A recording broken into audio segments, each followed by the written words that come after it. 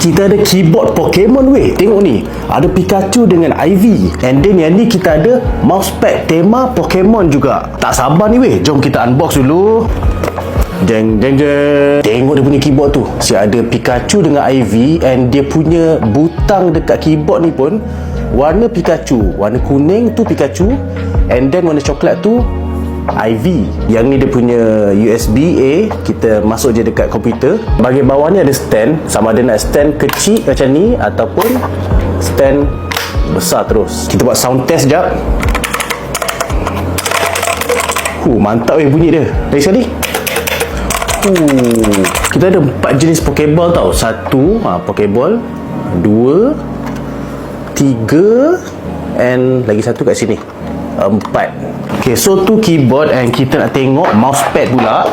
So yang ni mousepad dia. Besar juga weh. Yang ni size XXL, 94 darab 41 cm.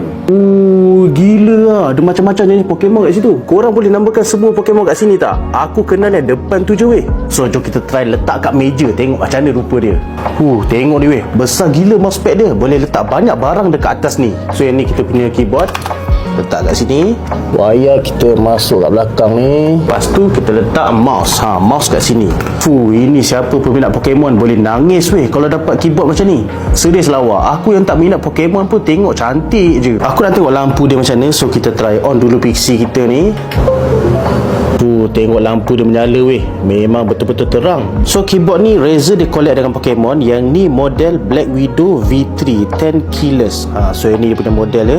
Yang F11 dengan F12 ni untuk kawal dia punya brightness. So kalau kita nak lowkan brightness macam ni, yang ni pula nak tinggikan brightness. So dia makin terang lah.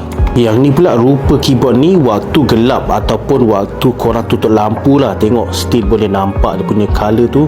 Serius terang gila weh. Oh yeah man, keyboard Pokemon. Kita main game Pokemon lah juga. Support.